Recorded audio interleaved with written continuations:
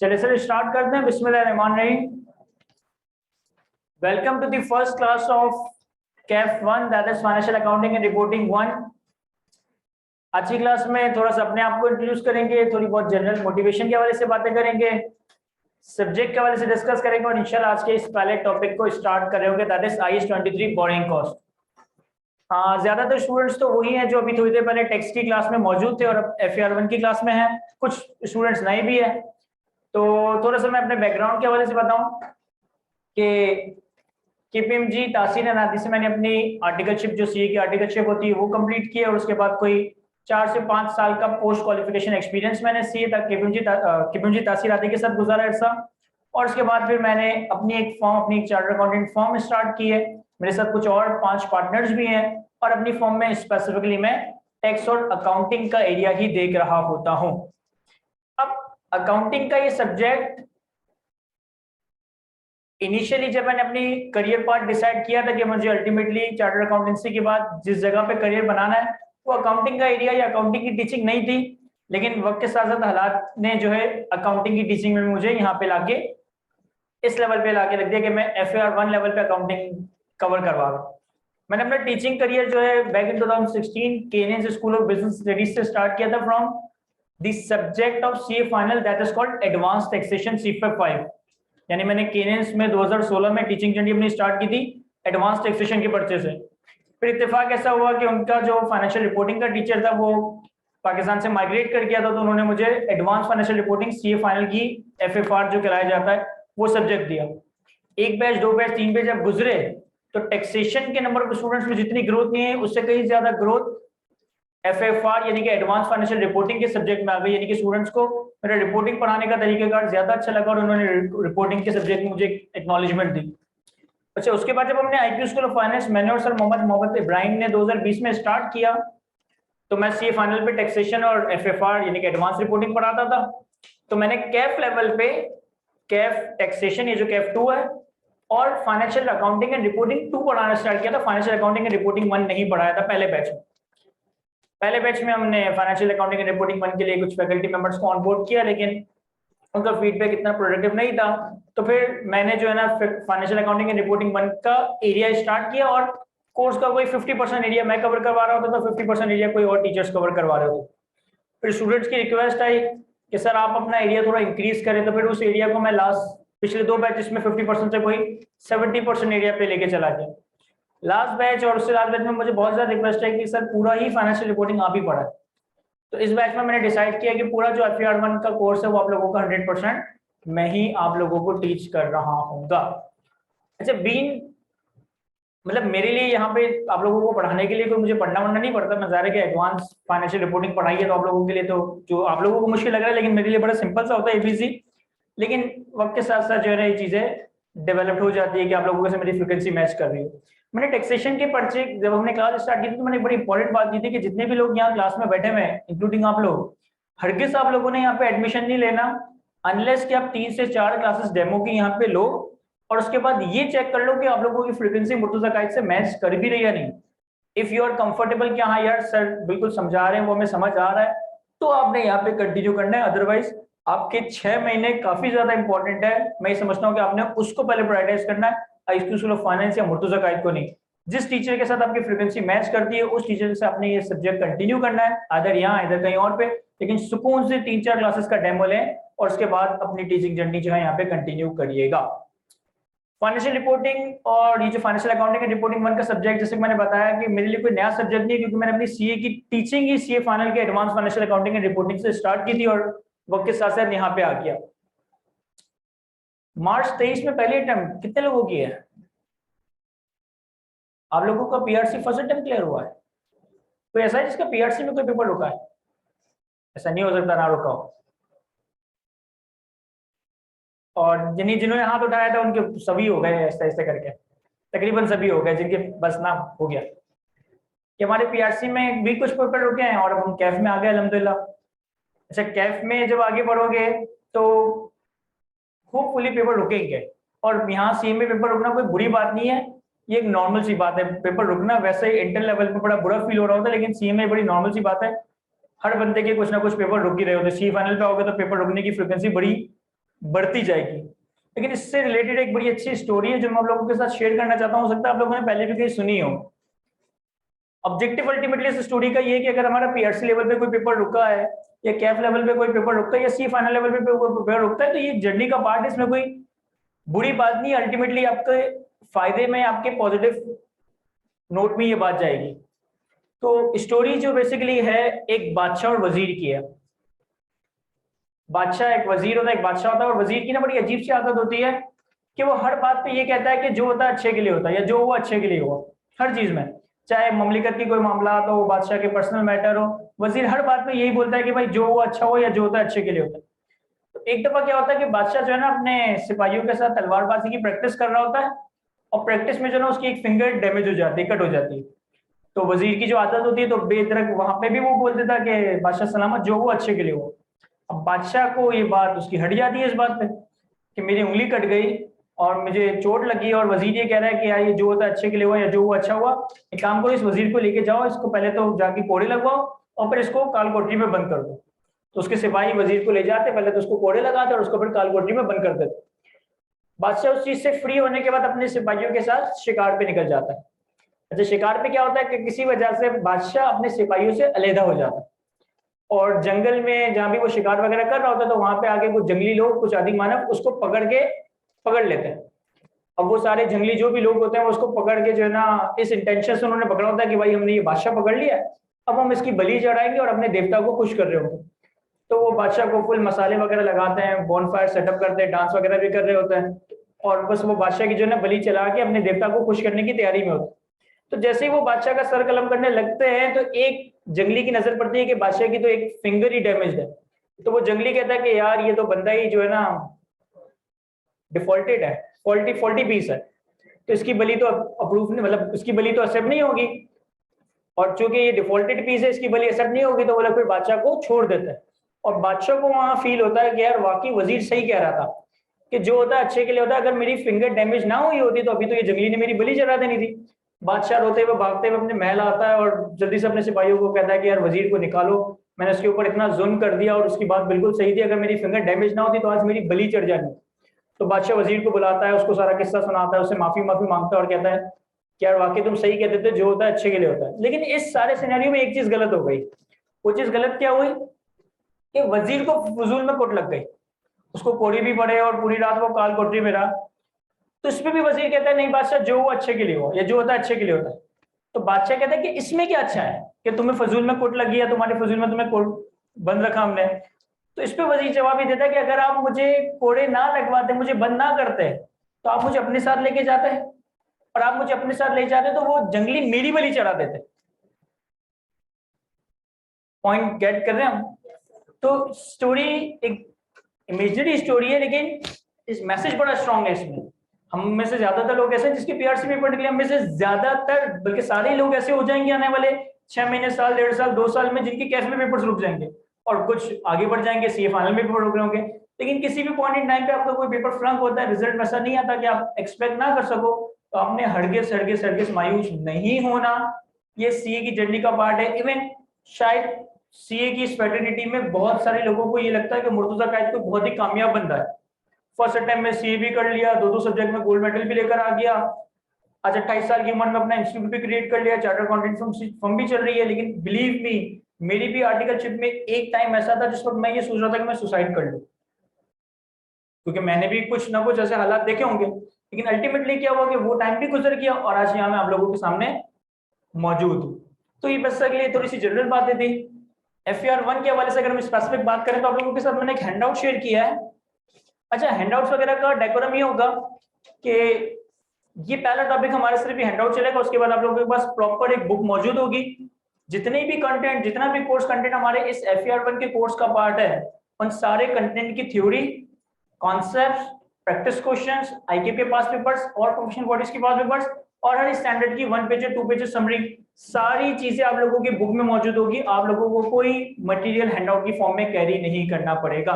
तो बस ये चूंकि पहली क्लास थी तो हमने एक हैंडआउट दिया है, इसके बाद नेक्स्ट वीक आप लोगों के पास बुक अवेलेबल हो जाएगी, तो जितना भी मटेरियल हमारे पास प्रॉपर एक बुक फॉर्म में अवेलेबल होगा।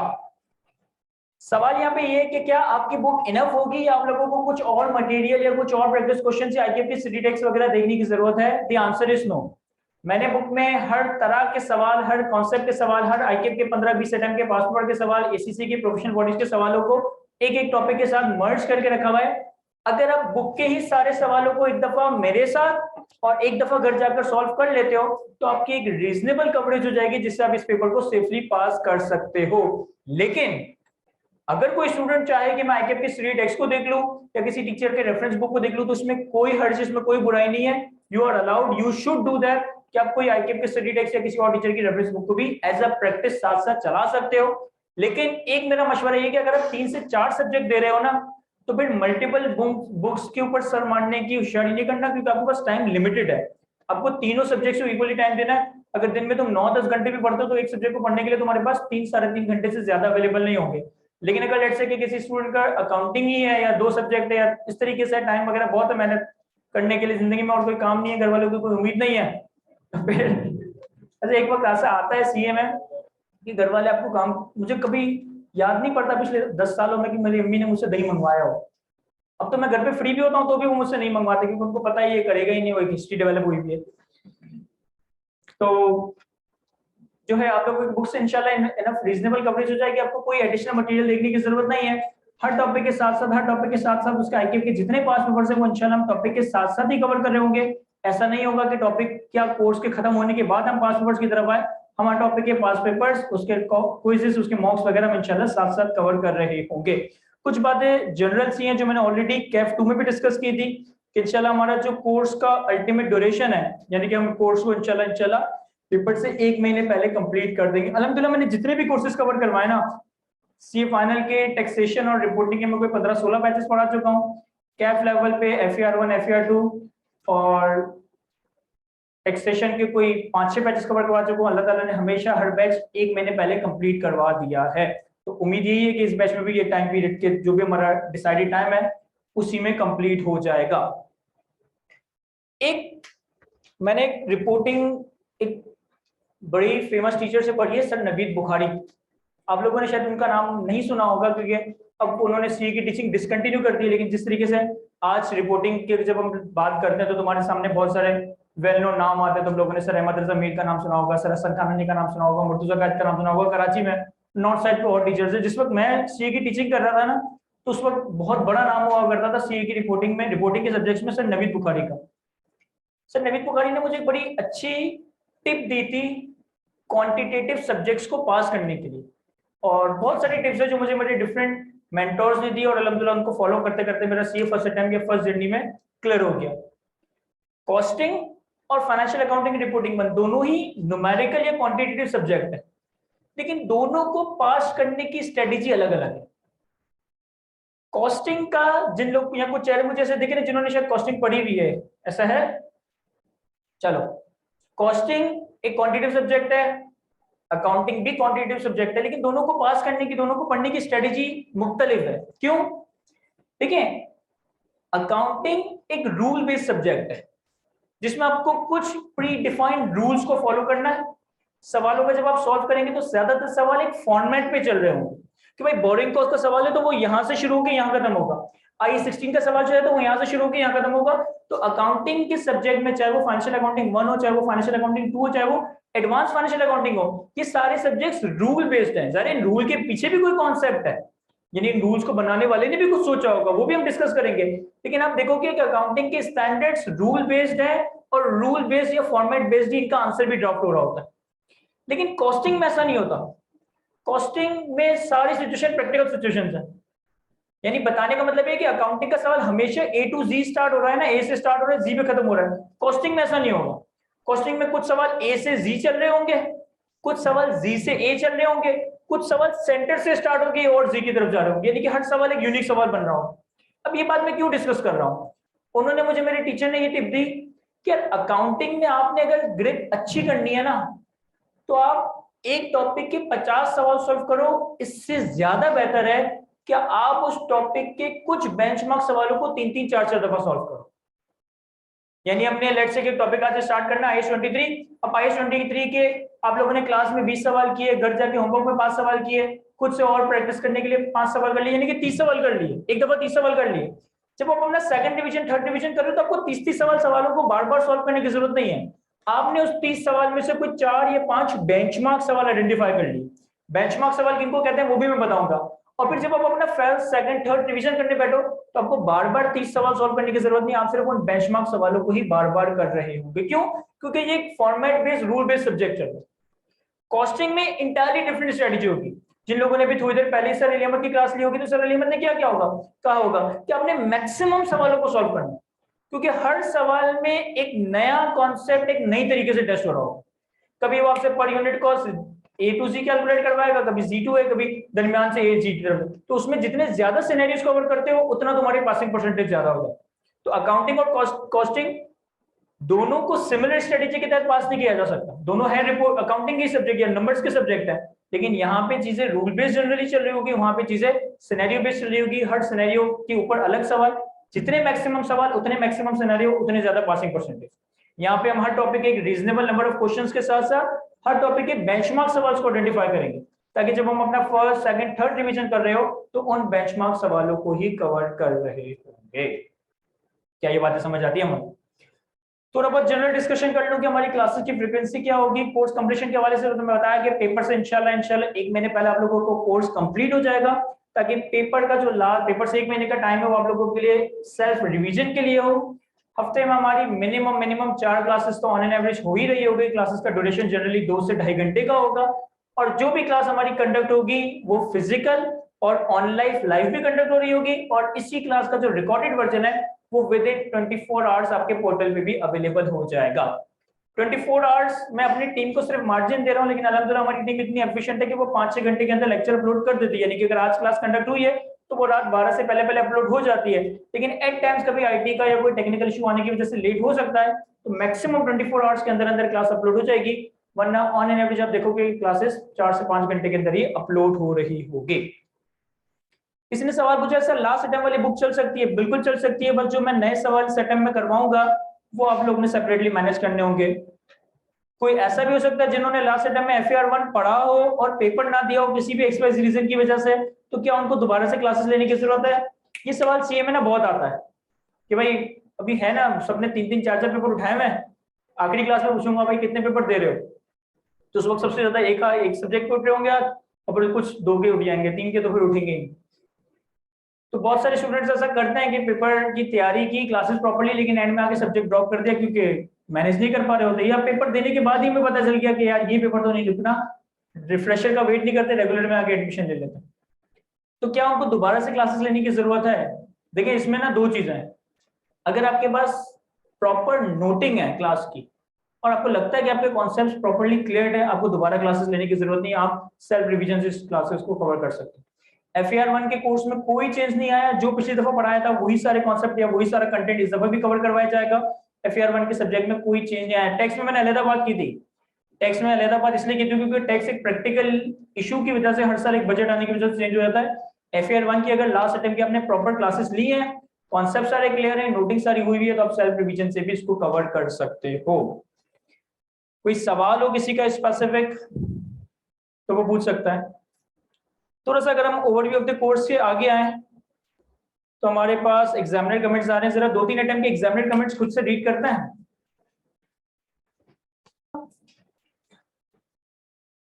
देखो ये एग्जामिनर कमेंट्स यहां मैंने क्यों रखे हैं, मैंने जब सीए स्टार्ट किया था आप लोगों ने AFC PRC से स्टार्ट किया, मैंने स्टार्ट किया तो उस वक्त मॉड्यूलर सिस्टम हुआ करता था। अच्छा मैंने कोई बहुत पुराना सीए नहीं हूं, मैं 2015-16 में मैंने क्वालिफाई किया है, तो 12 में स्टार्ट किया था, 15 में खत्म भी हो गया अल्हम्दुलिल्लाह। तो उस वक्त मॉड्यूलर सिस्टम हुआ करता था, मॉड्यूल ABCD यहाँ तक का कैफ और फिर E और F सी फाइनल हुआ करता था। तो मेरे साथ कुछ ग्रुप ऑफ पीपल्स थे जिन्होंने मेरे साथ सी स्टार्ट किया था। मॉड्यूल ए हम सबने साथ फर्स्ट अटेम्प्ट में क्लियर किया, मॉड्यूल बी में मैं अकेला था जिसने क्लियर किया, सी में आया, डी में आया, तो जो जो नए नए दोस्त बनते गए वो हर अटेम्प्ट में खत्म होते गए। अब हर स्टेज के बाद जब मैं पोजीशन इवैल्यूएट करता जाए, मैंने स्पेसिफिकली सीए इंटर करने के बाद अपनी पोजीशन इवैल्यूएट की ना कि यार क्या वो वजह थी कि मैं फर्स्ट अटेम्प्ट में सी इंटर क्लियर कर लिया और मेरे जो दोस्त थे या मेरे जो कोलीग्स थे उन्होंने उनके पेपर्स फ्लंक हो गए, तो ऑब्वियसली कुछ बातें होंगी ना जो मैंने फॉलो की होंगी या उन्होंने मतलब मेरे कुछ प्लस पॉइंट्स होंगे, उनके कुछ नेगेटिव पॉइंट्स होंगे जिनको फॉलो करते हुए मेरा फर्स्ट अटेम्प्ट में क्लियर होता गया, उनके पेपर फ्लंक होते थे। तो एक स्टेज पे आके मैंने इतना बड़ा ब्लंडर मेजोरिटी लोगों से सुना जो अल्हम्दुलिल्लाह मैं नहीं करता था। फॉर एग्जाम्पल कि मुझे याद है मैं मॉड्यूल बी में सर खालिद फरीद अब्बासी की क्लासेस ले रहा था। सर खालिद फरीद अब्बासी से मैंने पढ़ा है और मुझसे पहले भी पता नहीं कितने 10 सालों से वो पढ़ा रहे हैं। तो मैं सर खालिद फरीद अब्बासी से ना बिजनेस लॉ की क्लासेस ले रहा था। उस जमाने में एक इंस्टीट्यूट हुआ करता था अल मोइस अकेडमी के नाम से। अब सर ने एक चैप्टर करवाया, 2 चैप्टर करवाया, वक्त के साथ साथ ना 7-8 चैप्टर कवर करवा दी। मेरी आदत नहीं थी कि मैं रोज का रोज पढूं, मेरी मेमोरी बहुत ज्यादा शार्प थी, बस मैं क्लासेस लेता रहता था। एक ग्रुप के साथ डिस्कस किया तो वो उन 8 चैप्टर्स को याद कर चुका था। तो उनको देख के मुझे प्रेशर फील हुआ कि यार ये तो 8-8 चैप्टर याद करके बैठे हुए, मैं तो कुछ भी नहीं किया। तो मैंने कहा चलो मैं याद करने का मैंने प्लान बनाया कि मैं भी अब याद करना शुरू करता हूँ। अब मुझे जब याद करने में बैठा, मुझे नहीं पता मुझे किसी ने बताया था या अल्लाह ताला ने मेरे जहन में डाल दिया था, लेकिन मैंने ऐसा नहीं किया कि मैंने चैप्टर उठाया और उसको रटना शुरू कर दिया। पहले मैंने उस चैप्टर के पास पेपर्स देखे और उस पास पेपर से ये मार्किंग की कि यार इस चैप्टर में कौन कौन सी चीजें एग्जामिनर ने पूछी हैं। और फिर जब याद करने बैठा तो सिर्फ उन चीजों को पक्का याद किया जो एग्जामिनर ने पूछा है। जो चीजें एग्जामिनर ने कभी पूछी नहीं है उनको सिर्फ 2-3 दफा फॉर्मली रीड कर लिया। वो लोग क्या कर रहे थे, वो पूरा पूरा चैप्टर ही रट रहे थे। तो कभी भी मेहनत करनी है, कभी भी मेहनत करनी है तो अंधाधुंध, अगेन बताने का मकसद ये है कि सीए हार्ड वर्कर्स के लिए नहीं है, सीए स्मार्ट वर्कर्स के लिए। तो अपनी मेहनत एक प्रॉपर डायरेक्शन में, एक प्रॉपर प्लानिंग के तहत करनी है, अंधाधुंध मेहनत ना हो रही है। यानी वो याद करने बैठते थे तो वो पूरा पूरा चैप्टर ही रट रहे होते थे। मुझे नहीं पता किसी ने मुझे सिखाई थी ये बात या अल्लाह ताला ने मेरे जहन में डाल दी थी कि मैं जब याद करने बैठा तो मैंने पूरा चैप्टर याद नहीं किया, बल्कि मैंने पहले पास पेपर्स में देखा कि क्या इसमें से कोई टॉपिक कंटेंट एग्जामिनर ने पूछा भी या नहीं। और जिन चीजों को पूछा तो उनको बहुत पक्का याद कर लिया, जिन चीजों को कभी नहीं पूछा उनको थोड़ा बहुत प्रायोरिटाइज कर लिया, मतलब थोड़ा बहुत पढ़ लिया, समझ लिया, इस तरीके से पक्का पक्का याद नहीं किया। और साथ साथ में डे 1 से एग्जामिनर कमेंट्स को जरूर फॉलो करता हूँ। एग्जामिनर कमेंट्स को क्यों फॉलो करता था, क्योंकि देखो समझदार बंदा तो वो है जो अपनी गलती से सीख जाए, होशियार बंदा वो जो दूसरों की गलती से सीख जाए। तो दूसरों की गलती आप लोगों को एग्जामिनर कमेंट्स में मिलेगी। एग्जामिनर कमेंट्स से हमें पता चलता है कि यार जो पिछले 5, 10, 15 टाइम में स्टूडेंट्स फेल हुए उन्होंने क्या एरर्स किए और किन एरर्स को आपने दोहराना नहीं। तो एग्जामिनर कमेंट्स को आपने डे 1 से अपने साथ रखना है। आप लोगों को जो मैंने हैंडआउट शेयर किया है इसमें मैंने एग्जामिनर का जनरल कमेंट लिखा है, लेकिन कितने लोग कैफ 1 के ग्रुप में नहीं है? कोई ऐसा है जो कैफ 1 के व्हाट्सएप ग्रुप में नहीं है? कोई भी नहीं है? जबरदस्त। मैंने सुबह एक मैसेज किया है कैफ 1 के ग्रुप पे, उसमें मैंने एक ड्राइव का लिंक डाला हुआ है। उस ड्राइव पे आप लोगों का जितना स्टडी मटेरियल है ना वो मैं अपलोड करता रहूंगा, जो जो हम क्लास में डिस्ट्रीब्यूट कर रहे होंगे। किसी ने खोला है वो ड्राइव? क्या था उसमें? सर उसमें मैंने अभी फिलहाल 4 फोल्डर्स बनाए। एक आपके आईटेक के पास पेपर्स आ रहे हैं उसमें पिछले 15 अटेम्प्ट के, उन 15 अटेम्प्ट के पास पेपर्स का सोल्यूशन आ रहा है और उन्हीं 15 अटेम्प्ट के एग्जामिनर कमेंट्स भी आ रहे हैं। तो ये कुछ चीजें जो आपने लाजमी साथ साथ चलानी है, साथ साथ फॉलो करनी है। आज तो मैं जनरल कमेंट्स रीड कर रहा हूँ 3-4 अटेम्प्ट, लेकिन जब हम प्रैक्टिकल या टॉपिकल पास पेपर सॉल्व कर रहे होंगे तो हर टॉपिक के सवाल पे एग्जामिनर का क्या कमेंट है ये आपने वहां से लाजमी रीड करना है, ताकि आप ये आइडेंटिफाई कर सको कि क्या गलतियां पास्ट में बच्चों ने की और क्या गलतियां मुझे दोहरानी नहीं है।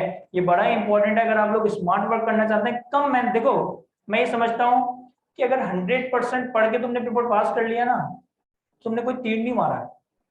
100% पढ़ के तो पास होना ही है ना। मजा तो उसमें है ना कि जो पास करने के लिए मिनिमम पढ़ना था वो पढ़ के मैं पास हो जाऊं। भाई एक सब्जेक्ट को पढ़ने पास करने के लिए मिनिमम 70% पढ़ना है, तो मैं वो इंपॉर्टेंट 70% पढ़ लूं या कम से कम टाइम लगा के उस सब्जेक्ट को पास कर लूं, ताकि मैं बाकी टाइम अपनी जो भी मेरी मसरूफियात है, दोस्त हो गए, फैमिली हो गई, फ्यूचर फैमिली हो गई, उनको मैं दे सकूं। तो बहरहाल कुछ एग्जामिनर कमेंट्स 1-2 अटेम्प्ट के रीड करते हैं। कहता है ओवरऑल रिजल्ट ऑफ 23%, ये तो बड़ा बुरा रिजल्ट है। The overall result of 23% in this session is lower than the previous session result of 31%, वो भी बुरा ही था। Result of examinees who attempted this paper after passing introduction to accounting was 42% as compared to 17% for examinees who appeared in this paper after obtaining exemption introduction to accounting under the transition rules of the। ये अजीब सी बात है, आप लोगों को शायद समझना है। ये जो अभी कैफ 1 है ना, मतलब कैफ 1 और कैफ 5 है, financial accounting 1 and financial accounting 2। पुरानी स्कीम है यानी कि एजुकेशन 21 स्कीम 2000 स्कीम 2021 से पहले अकाउंटिंग के 3 पर्चे हुआ करते थे। एक इंट्रोडक्शन टू अकाउंटिंग था, एक फाइनेंशियल अकाउंटिंग एंड रिपोर्टिंग 1 था और एक फाइनेंशियल अकाउंटिंग एंड रिपोर्टिंग 2 था। नई स्कीम में इन्होंने ये किया था कि जो इंट्रोडक्शन टू अकाउंटिंग इन्होंने उसको कैफ से हटा के पीआरसी में लेके चले गए। तो बीच में एक ठीक ठाक लोड ऐसी आ गई थी जिनका आईए को एग्जाम्ड हो गया था। तो वो बता रहे कि क्या हुआ है कि जो बच्चे आईए देकर आए थे उनका पासिंग रिजल्ट 42% है और जिन्होंने आईए एग्जाम्ड करवा लिया था उनका रिजल्ट 17% है। मुझे एक दो लोगों का व्हाट्सएप पे मैसेज भी आया था कि सर हमारा तो इंटर की बेसिस पे ही अकाउंटिंग एग्जाम्ड हो गया था और अब हम FR1 में बैठ रहे हैं। है कोई ऐसा किसी ने क्लास में से किया होगा? तुमने किया? अच्छा, अगर किसी ने कोई ऐसा है जिसने आईए का पेपर पीआरसी में ना दिया हो? अच्छा, खासे ही है। तो इसका मतलब है तुम लोग इंटर में अच्छी अकाउंटिंग पढ़कर आए हो।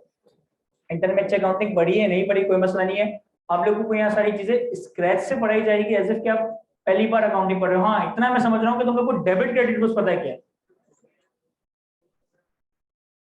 डेबिट क्रेडिट तो पता है ना मैं क्या होता है? डेबिट क्रेडिट नहीं पता तो उसकी भी एक सोल्यूशन है, लेकिन मना मतलब छुप के नहीं बैठ जाना कि मुझे पता ही नहीं डेबिट क्रेडिट और फिर मैं क्लास ले रहा हूँ। अगर डेबिट क्रेडिट भी किसी को नहीं पता तो मैं वो भी बता दूंगा, लेकिन हम स्टार्ट इंशाल्लाह ऐसे करेंगे एज इफ कि हम बिल्कुल पहली बार अकाउंटिंग पढ़ रहे हैं, हमारा आईए एग्जाम भी हो गया तो कोई मसला नहीं। आगे कहता है the performance of the examinee significantly varied from one answer script to another answer script. There were many examinees who secured marks in 80s and even as high as 95. Some examiners secured good marks in 3 to 4 questions but still failed to obtain reasonable marks in the remaining questions. About 1/3 examinee did not secure mark in question number 1, 3 and 5. It seemed that ये बड़ी specific सवाल wise comments दे रहा तो मेरे ख्याल में वो relevant नहीं है। सेकंड अटेम्प्ट देखते हैं ऑटम 21 का। An overall passing ratio of 31% is lower than the previous result of 40%. Decline in result was mainly due to lower than expected performance in this and this question. Around 25% of the examinee could secure 1 mark in these questions. 25% लोगों ने इन सवालों में सिर्फ 1 mark secure किया। The examinee performed well in section A comprising of short questions, but the performance in section B was poor except for question number 6. It was also observed that many examinees secured good marks. ये again बड़े specific paper wise मतलब एक सवाल wise दे रहा तो मेरे ख्याल में अभी इतना relevant नहीं है। एक और attempt read कर लेते हैं spring 21. An overall passing ratio of 40% is higher than the previous attempt of 31%, but fairly consistent with the last 3 attempt sessions. The highest mark was 91. It was observed that examinee did not study all areas of the syllabus on the assumption that they have least possibility of being examined. This was substantiated by the fact that many examinees secured good marks in 2 to 3 questions but failed to obtain reasonable marks in the यानी selective ऐसे मेरे ख्याल है कि ये 3 attempt के examiner का मेरे इतने हेल्पफुल नहीं है। ओवरऑल अगर मैं बात करूं तो आपने एक रीजनेबल कवरेज करनी है, कोई बहुत ज्यादा मुश्किल पेपर नहीं है। सीए की झंडी का स्टार्ट हुआ है, तो सीए की झंडी का स्टार्ट पीआरसी में नहीं हो गया था? नहीं हुआ था। वो एप्टीट्यूड ऐसा तुम्हारा प्री रिक्विजिट कॉम्पिटेंस ऐसा कुछ है ना, वो तो सिर्फ ये देख रहे हैं कि तुम्हारी औकात है या नहीं सीए करने की। उनको लग रहा है उसमें भी हमारे पेपर रुका है। उनको पहले तो सिर्फ ये चेक करना था कि तुम लोग सीए करने की कैपेसिटी या कैपेबिलिटी रखते हो। भले पहली दूसरी अटेम्प्ट में हमने वो पास कर लिया, लेकिन अब तुम्हारा फॉर्मल वे में सीए स्टार्ट होने लगा है और कोई बहुत मुश्किल सब्जेक्ट नहीं है, एक रीजनेबल सब्जेक्ट है जिसको हम एक रीजनेबल मेहनत के साथ कवर कर लेंगे। इसके बाद आपके पास कुछ पास पेपर एनालिसिस आ रहा है। अभी तो इतना रेलेवेंट नहीं है क्योंकि हमें तो टॉपिक के नाम ही नहीं पता, तो मैंने हर अटेम्प्ट में हर टॉपिक से कितने कितने मार्क का सवाल आया है इसको समराइज करने की कोशिश की है, ताकि जब हम तैयारी कर रहे हो, ताकि जब हम रिवीजन कर रहे हो तो ये बड़ा एक इंपॉर्टेंट रोल प्ले करता है कि किन टॉपिक्स पे ज्यादा टाइम लगाना है, किन टॉपिक्स पे कम टाइम लगाना है। तो इंशाल्लाह आप लोगों का अंदाजा अपने पास पेपर एनालिसिस से हो रहा होगा। एनालिसिस ऑफ सिलेबस में भी थोड़ी मिच्योर बातें होंगी, लेकिन सिर्फ डिस्कस कर लेता हूं कि 3 मेजर एरियाज है हमारे कोर्स के। एक एरिया है प्रिपरेशन ऑफ फाइनेंशियल स्टेटमेंट्स, एक conceptual framework and interpretation of financial statements, और एक अकाउंटिंग फॉर फाइनेंशियल ट्रांजैक्शन। तीनों की वेटेज 35 से 45, 20 से 30 और 30 से 40 मार्क की, और जो जो टॉपिक्स इन एरियाज में आपने कवर करना है उनके नाम जॉट डाउन हुए हुए हैं। तो एक अच्छा पेपर, एक मजे का पेपर है जिसको हम इंशाल्लाह आने वाले 4 महीनों में कवर करेंगे। इस overall subject teaching methodology, teaching strategy, passing strategy के हवाले से कोई आप लोगों का सवाल हो तो आप लोग मुझसे बिल्कुल पूछें। उसके बाद फिर हम आज का पहला टॉपिक स्टार्ट करते हैं, that is IAS 23 borrowing cost.